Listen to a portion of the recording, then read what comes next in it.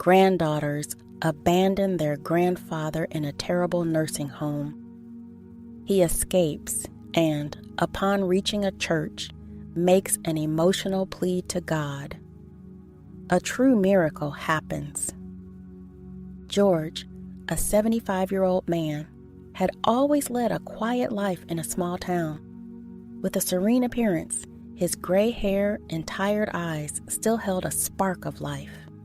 His granddaughters, Anna and Clara, promised to take care of him, assuring him that he would never be alone. With his health failing, George was convinced by his granddaughters to move into a nursing home. They assured him that they would visit regularly and take care of his well-being. On the day of the move, Anna, trying to hide her anxiety, said, "Grandpa, you'll like the nursing home.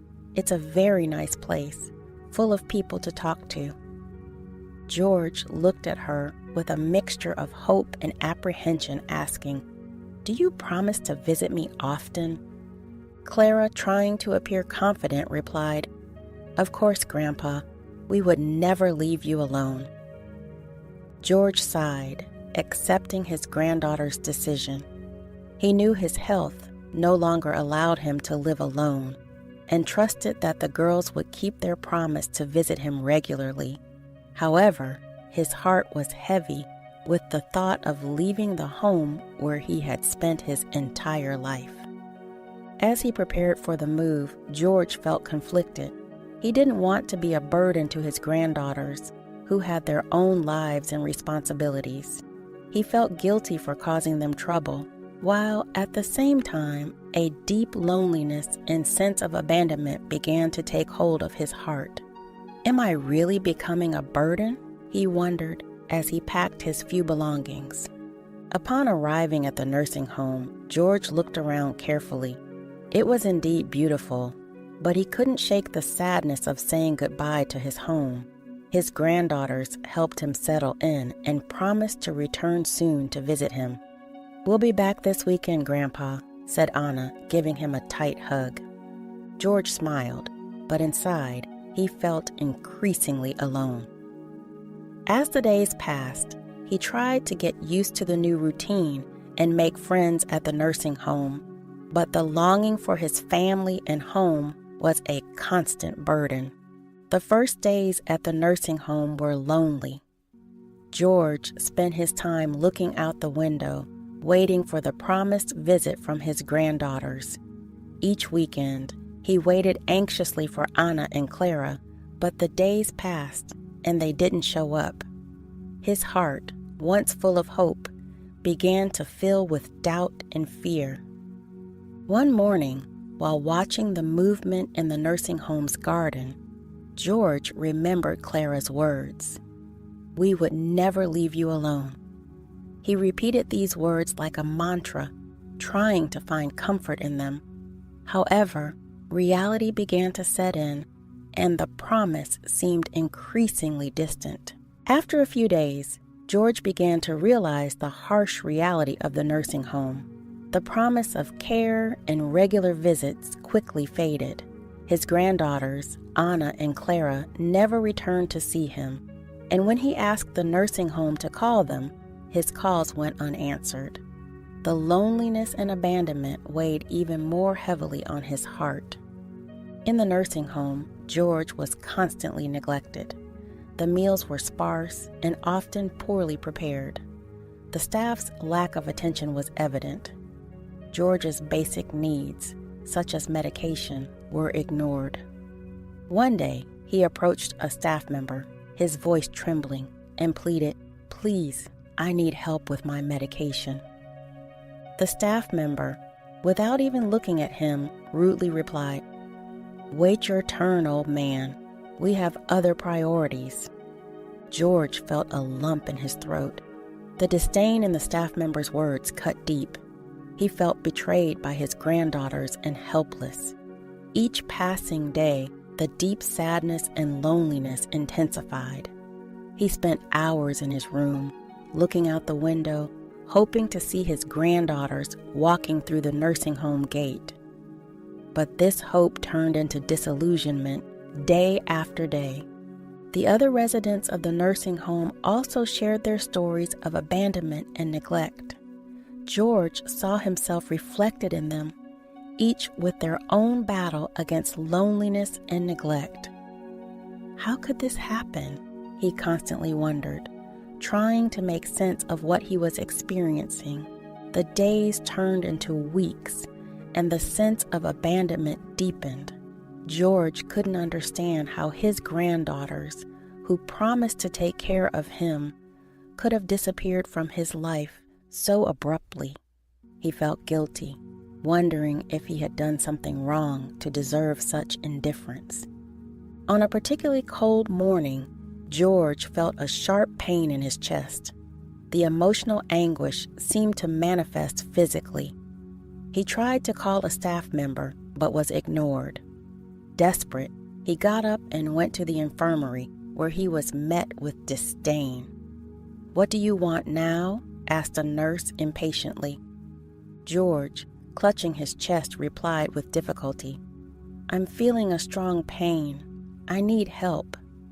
The nurse, visibly irritated, rolled her eyes and said, "Sit down and wait.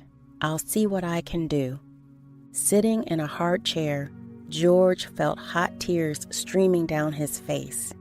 The feeling of helplessness was overwhelming. He remembered the happy moments with his granddaughters, the laughter and the promises that he would never be alone. Now, everything seemed like a distant memory, almost like a dream fading away.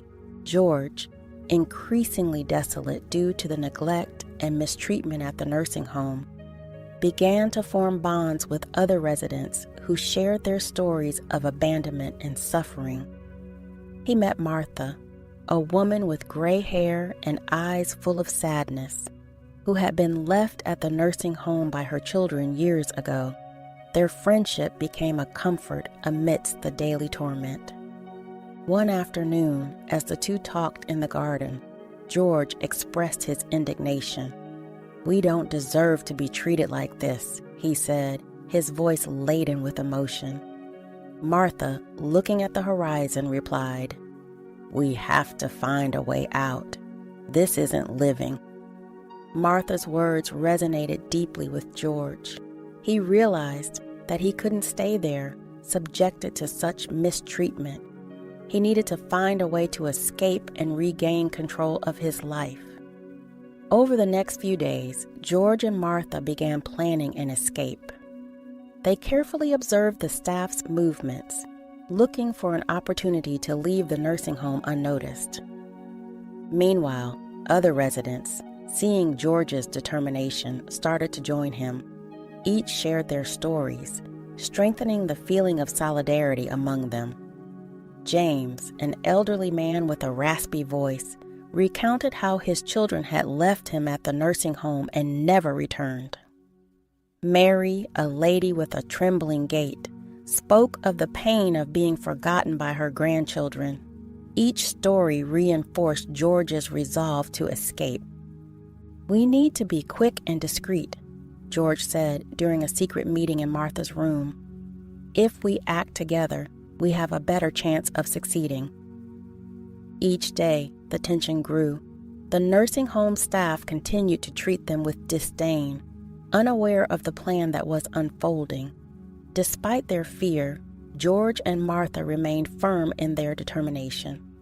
On a cold night, while everyone slept, George and Martha decided it was time to act. "Today is the day," George said, his heart pounding. Martha nodded, her eyes shining with a mixture of fear and hope. They sneaked through the dark corridors, avoiding the few staff members who patrolled at night. When they reached the exit gate, they felt a chill run down their spines. It was now or never. With trembling hands, George tried to open the lock quietly. "Hurry, George," Martha whispered, nervously glancing around. Finally, the gate opened with a slight creak. George and Martha slipped through and ran towards freedom. As they escaped, George looked at Martha and said, "We did it. We're free." George was dropped off by the kind couple in front of his old house. Anxious and hopeful, he approached the door and rang the bell. To his surprise, when the door opened, he didn't find his granddaughters, but a couple of strangers. "What are you doing in my house?" George asked, stunned, his heart racing. The new owner, a middle-aged man with a concerned expression, replied, "We bought this house. Are you all right?" George felt a mix of shock and betrayal. How could his granddaughters sell his house without his consent? He felt even more betrayed, an emptiness forming in his chest. "My granddaughters sold my house without telling me," George murmured, more to himself than to the others. Anger and pain mingled, and he felt an urgent need to understand what had happened. The couple, visibly worried about George's condition, tried to help him. "Come inside. We can talk better here," suggested the woman, trying to calm the situation. Still in shock, George was led inside the house. He looked around, recognizing some of the furniture and objects that had belonged to him. The reality of his situation began to settle in overwhelmingly. He felt disoriented and betrayed as the couple tried to explain that they had bought the house legally, unaware of the complicated situation. "We need to call someone," the man said, observing George's fragile state. "Do you have any relatives or friends we can contact?"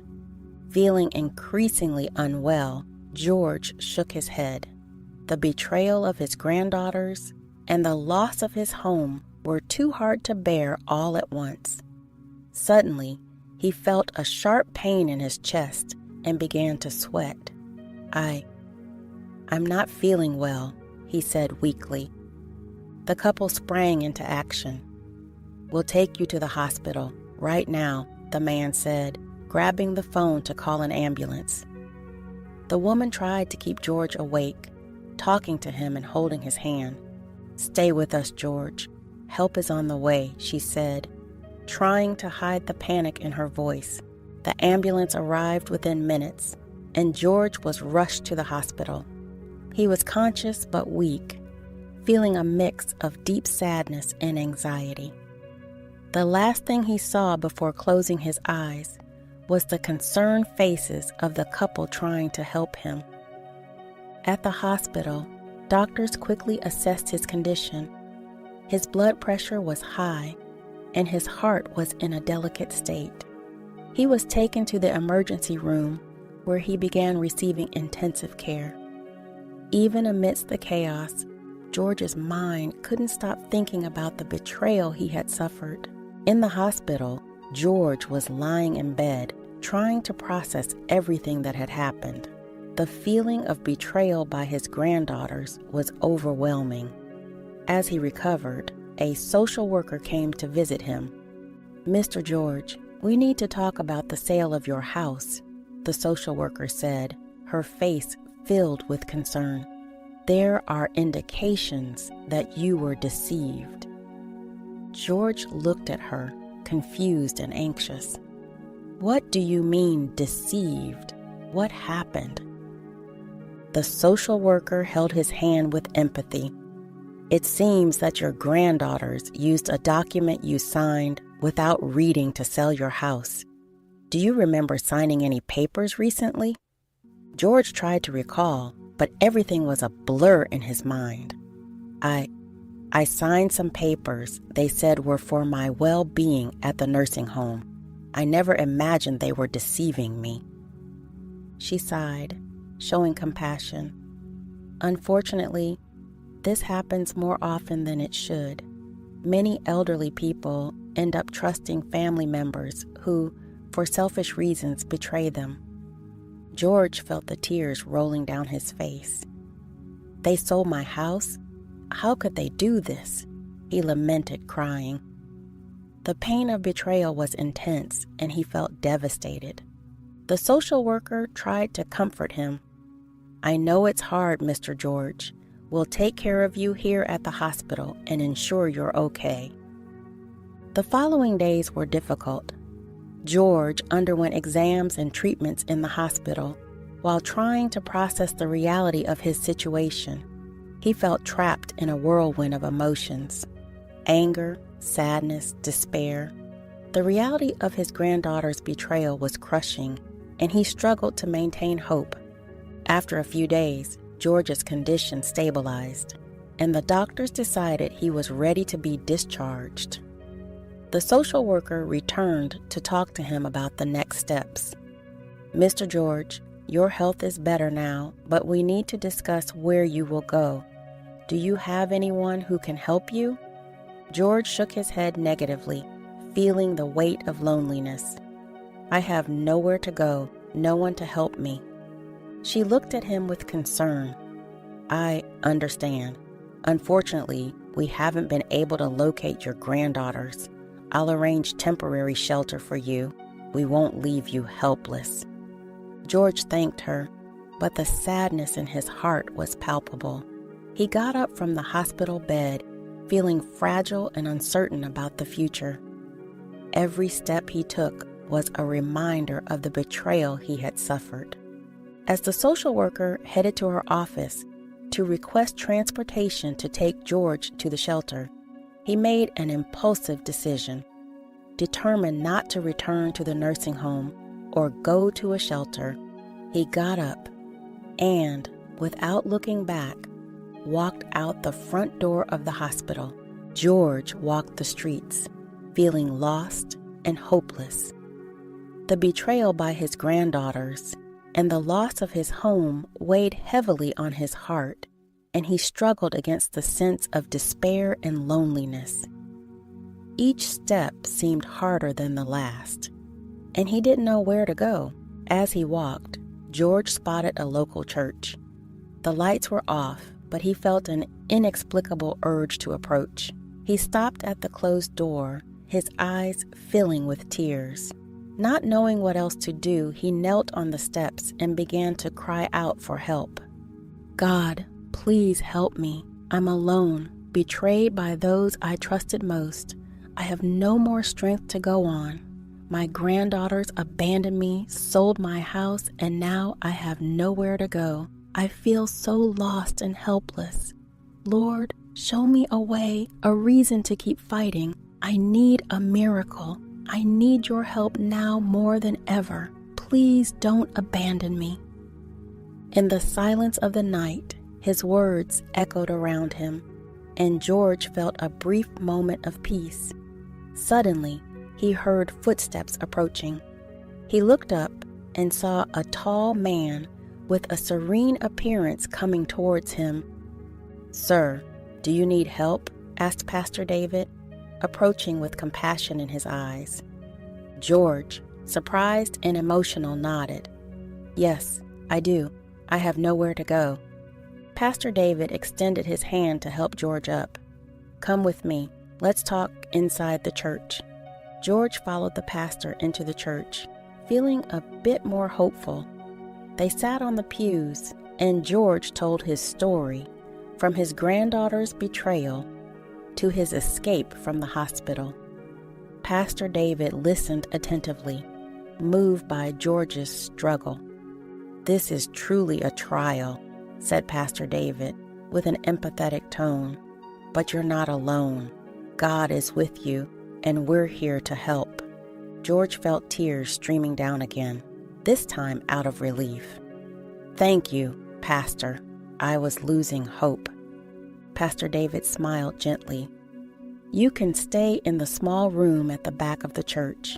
It's not much, but it's a safe place where you can rest." George accepted the offer gratefully. He felt a deep sense of peace being welcomed by the church. "Thank you so much, Pastor. I don't know how to thank you."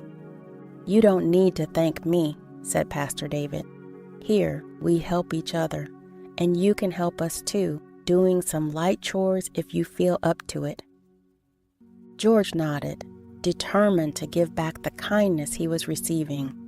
In the days that followed, he started helping with cleaning and other light tasks around the church. He felt useful again.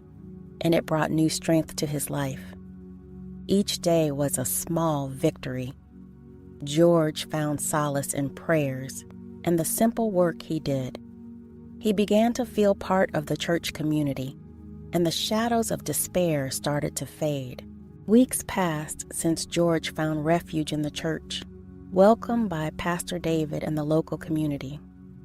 During this time, he regained some of his peace and dignity, feeling more secure and confident. One of the first things he did was transfer all his savings to a secure account with the pastor's help, fearing his granddaughters might try to take the money too. One day, a news report about the church's community work aired on local TV, showing George among the faithful, helping with church activities. Anna and Clara saw the report and decided to go to the church. Arriving at the church, the granddaughters approached George with tears in their eyes. "Grandpa, forgive us. We were selfish," Anna said, trying to sound sincere. George, emotional at seeing his granddaughters, opened his arms and hugged them, feeling a mix of relief and hope. "My girls, I was so worried about you. I thought I'd never see you again." Clara, holding George's hand, said, "We did everything wrong, Grandpa. We should have taken care of you. We missed you so much." George, with tears in his eyes, replied, "I just wanted to understand why you did that. I always thought we could trust each other." Anna lowered her head, looking ashamed. "We made a terrible mistake. We were confused and let greed take over. But we want to make things right, Grandpa." George looked at his granddaughters, trying to see sincerity in their eyes. "You know it was very hard for me. I ended up in the hospital, and I thought I'd never see you again." Clara squeezed George's hand even tighter. "We know, Grandpa. We're so sorry for everything. We want to make amends and take care of you." George, emotional, felt a glimmer of hope. "Do you really want to change? I can't bear another betrayal." Anna wiped away her tears and affirmed, "Yes, Grandpa, we want to be a family again. But what about the money in the account? Is it safe?" The question hit George like a bucket of cold water. He pulled away, looking deeply into his granddaughter's eyes, realizing the truth.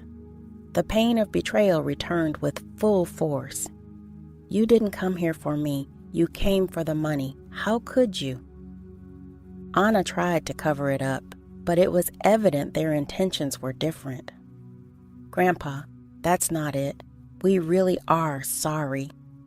George, now with firmness and determination, said, "Don't think you can fool me again. I transferred all my money to a secure account. You have no access to anything. Leave and never come back." Pastor David, who had been watching from a distance, approached, ready to support George. "Ladies, it's best if you leave. This is a place of peace, and George doesn't need any more confusion in his life." Anna, realizing their efforts were futile, dried her tears and looked at Clara. "Let's go. There's nothing more we can do here." George, with firmness in his voice, said again, "Leave and never come back. I don't want to see you again." The granddaughters, defeated and with no option, walked away. George watched them leave, feeling a mix of relief and sadness. "I wanted it to be different," he murmured to himself. Pastor David placed a comforting hand on George's shoulder. "You did the right thing. Now you can move forward, knowing you're free from their manipulation." George, with a deep sigh, felt lighter. The decision to face his granddaughters and protect his future had been difficult but necessary. He knew that, with the support of the church community, he could finally find peace and rebuild his life. George could hardly believe the audacity of his granddaughters. Frustrated at not getting the money, Anna and Clara decided to take George to court, claiming he was mentally incapable of managing his finances. To make matters worse, they accused Pastor David of taking advantage of George, trying to tarnish the reputation of the only person who had extended a hand to him. The following weeks were a real nightmare for George. He felt betrayed again, now in an even more painful way. The granddaughters were determined to get the money at any cost, and the legal battle promised to be arduous. George spent sleepless nights, worried about what was to come. One day, sitting in the church office, George poured his heart out to Pastor David. "They won't stop until they get what they want," George said, disheartened. His shoulders slumped and his gaze distant.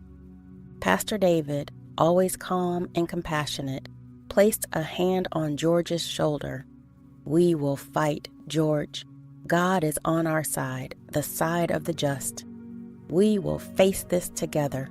The Lord is my shepherd, I shall not want. Even though I walk through the valley of the shadow of death, I will fear no evil, for you are with me." With Pastor David's help, George found a lawyer willing to assist him. The lawyer, a man of integrity and experience named Michael, who was also a church member, listened attentively to George's entire story and was determined to defend his cause. "George, don't worry. We will prove that you are fully capable of managing your finances and that the accusations against Pastor David are unfounded," Michael assured with conviction. Preparations for the legal battle began. George, though still shaken, felt a new wave of hope seeing Michael's and Pastor David's commitment and dedication. They gathered documents, testimonies, and all necessary evidence to contest the granddaughters' accusations. During a meeting, Michael explained the legal strategy. "We will focus on showing that you were fully in control of your faculties when you transferred the money and that Pastor David never took advantage of you. We have witnesses who can confirm your good mental health and the pastor's selfless help." George, with renewed determination, thanked the lawyer. "Thank you, Michael. I don't know what I would do without you all." The day of the trial arrived. George was nervous but confident, knowing he had people by his side who believed in him. In court, Anna and Clara presented their accusations, but their words were empty, devoid of genuine concern for George's well-being. When it was George's turn to speak, he stood up and with a firm voice declared, "I am here to defend my dignity and my life. My granddaughters betrayed me, sold my house, and now want to make me seem incapable. But I am strong, and with the help of Pastor David and lawyer Michael, I am here to prove it." Michael and Pastor David presented compelling evidence, including testimonies from doctors, church members, and documents showing George's full capacity to manage his finances. The accusations against Pastor David were dismantled one by one, revealing the truth behind the granddaughters' greed. At the end of the trial, the judge delivered his verdict. George was declared fully capable of managing his finances, and the accusations against Pastor David were dismissed. The granddaughters, unable to get what they wanted, lowered their heads and began to cry. George felt his heart ache for them. George, feeling a mixture of relief and emotion, slowly stood up and asked to speak. "Your Honor, if I may, I would like to say something," George requested, his voice firm but laden with emotion. The judge nodded, granting him permission. "You may speak, Mr. George." George took a deep breath, looking around the courtroom.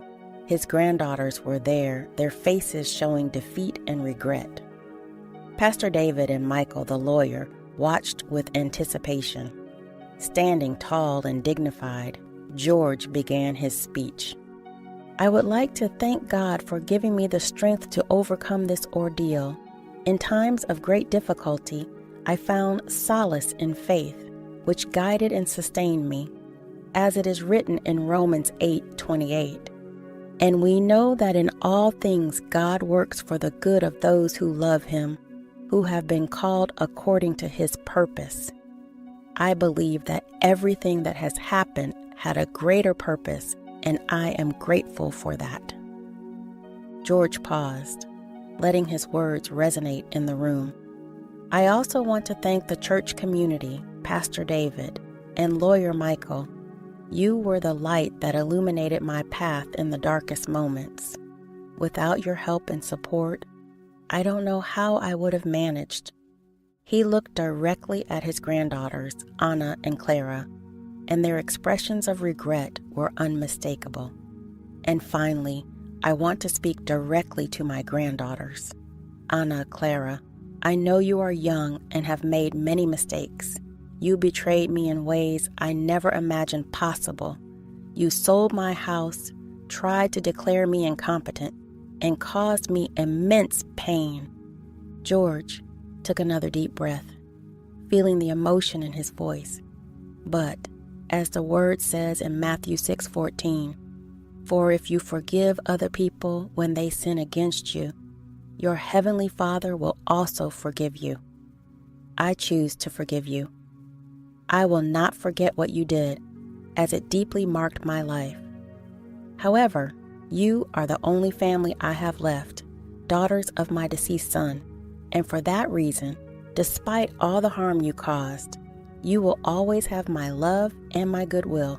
The room fell silent, absorbing the depth of George's words.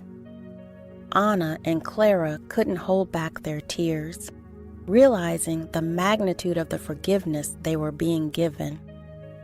I hope you can learn from your mistakes and become better people, George continued. May kindness and love guide your steps from now on. There is no place for hatred and resentment in my heart, as I believe love and forgiveness are the greatest forces we can have. The judge watched attentively, visibly impressed by George's dignity and compassion. Very well, Mr. George. Your words are an example of faith and humanity for all of us. With a lighter heart, George returned to his seat. He felt stronger, knowing he had done the right thing. The courtroom began to empty, but the impact of George's speech would echo in the hearts of everyone present for a long time. If George's story touched your heart and you want to hear more incredible tales of resilience and hope, please consider subscribing to our channel. By hitting the subscribe button and turning on notifications, you'll never miss out on our latest stories. Share this video with your friends and family to spread the message of hope and love. Your support means the world to us and helps us continue sharing these moving stories. Thank you for being a part of our community.